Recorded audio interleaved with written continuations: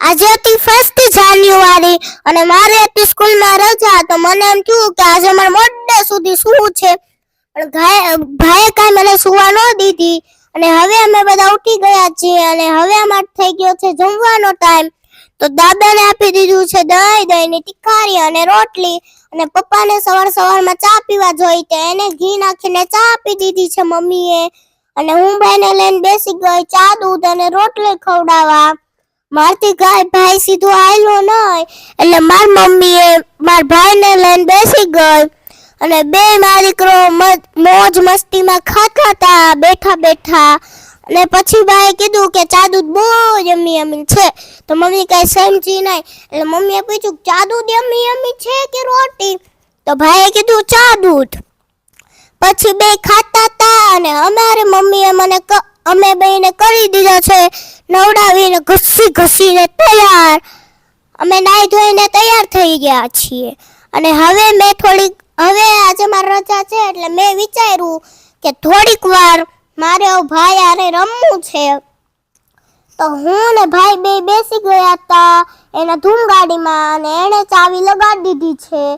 પછી એણે મારી કિક અને અમારી ગાડી ચાલુ થઈ ગઈ અને અમે બે નીકળી ગયા છીએ ફરવા. પછી 3-4 રાઉન્ડ મારીને અમે બે ફરવા નીકળી ગયા છીએ અને આજે મારે રમવા જવાનું હતું, પણ મેં કીધું કે થોડીક વાર આની સાથે રમી લઉં, નહીતર અમારા સાથે આવે તો મારી ફ્રેન્ડો બધી એમ કે આને પહેલા તું મૂકી આય, પછી તારે આવવું હોય રમવા તો આવજે, નહીતર નહીં આવતી, આને મૂકી આય પહેલા. એટલે મેં વિચાર્યું કે આની સાથે આજ તો ઘડીક વાર રમવું જ છે.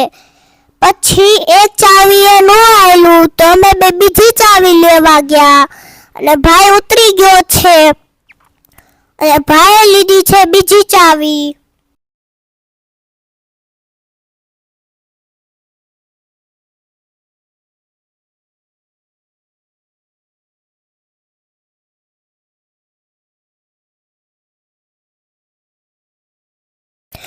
હવે થઈ ગયો છે બપોરનો ટાઈમ જમવાનો, તો અમે બધા જમવા બેસી ગયા છીએ અને મમ્મી મને કરી દીધી છે દહીં તિખારી અને એમાં હું ચોડીને ખાવાની છું. તો મમ્મી મને મસ્ત મજાની રોટલી ચોડી દે છે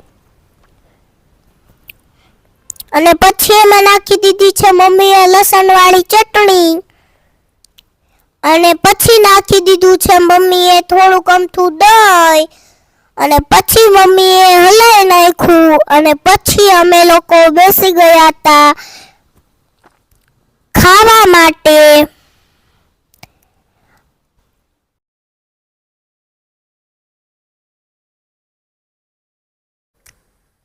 ભાઈને પણ દહીંની તિખારી બહુ જ ભાવે, એટલે અમે બે બેસી ગયા હતા ખાવા અને મમ્મી પણ બેસી ગઈ હતી ખાવા. તો ભાઈને બહુ તીખું લાગ્યું એટલે ભાઈ મારી બધી છાશ પી ગયો અને હવે અમે બધા ખાઈ પીને રેડી થઈ ગયા. અને પછી દાદાને ખાવો તો રવો, તો દાદાને હતી સુગર, એટલે મમ્મી સુગર ફ્રી વાળો રવો કરવાના. એક બાજુ મૂકી દીધું છે દૂધ અને હવે મમ્મીએ નાખી દીધી છે સુગર ફ્રીની ટીકડી અને પછી અમે બધા દાદાએ ખાઈ લીધું. પછી અમે બધા નવરા થઈ ગયા હતા અને મમ્મીએ બધા વાસણ ઉટકી નાખ્યા હતા, એટલે હું ને ભાઈ બે હું વાસણ લૂંટતી હતી અને ભાઈ વાસણ ચડાવતો હતો. તમારે ભાઈ બહુ કામ ઢોર્યો એટલે વાસણ ચડાવતો હતો ભાઈ ને હું લૂંટતી જતી હતી. પછી ભાઈથી ડીશ સરખી નહોતી જાતી એટલે મેં એની હેલ્પ કરી કે લાય ભાઈ હું તારી હેલ્પ કરું. તો ભાઈએ કીધું કે દીદી મને આમાં નાખી દે, એટલે મેં ભાઈને નાખી દીધી. અમે બધાએ મજાક મસ્તીમાં વાસણ ચડાવી દીધા અને હવે થઈ ગયો બપોર સુવાનો ટાઈમ, એટલે અમે બધા સૂઈ ગયા હતા અને ભાઈ બેઠો જ સૂવે, કોઈ દે સૂતા સૂવે નહીં, સૂઈ ગયો હોય ને તોય પાછું. પછી ઉઠીને હું ગઈ ટ્યુશન અને પછી ટ્યુશનેથી આવીને અમારે જવાનું હતું મામાના ઘરે, કેમ કે તો મારા મમ્મીના દાદાની તિથિ હતી એટલે અમે ના ભજીયાનો પ્રોગ્રામ રાખ્યો હતો.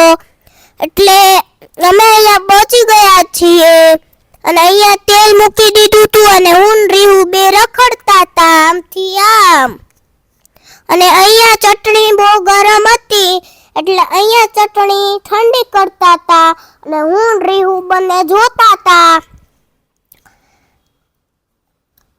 ભજીયાનું મસ્ત મજાનું કટિંગ રેડી થઈ ગયું તું અને પછી ભજીયા પાડવાના ચાલુ કરી દીધા હતા. અને લેડીઝ ફર્સ્ટ, બધાથી પહેલા લેડીઝ હતી ફર્સ્ટ, એટલે લેડીઝ બધા બેસી ગયા છીએ ખાવા. અને આ બે સર્કલમાં ખાવાનું આવડતું હતું. અમે તો એ ખાલી કાના અને છાશ પીતા હતા. અને અહીંયા અમને બહુ ઠંડી લાગતી હતી એટલે અમે તો ચુંદડી ઓઢીને બેસી ગયા હતા. પછી વારો આવ્યો જેન્ટ્સનો અને પછી જેન્ટ્સ બેઠા જમવા માટે. જેન્ટ્સ હતા સેકન્ડ. બહુ મસ્ત મજાના ખાતા હતા ઈ લોકો પણ. અને પછી મરચા બહુ તીખા હતા તો મહેમાન મામાને એમ કીધું કે મામા વૈષ્ણવી મામી નથી આવી ને એના હાટાનું તમારે ખાવાનું છે મરચું.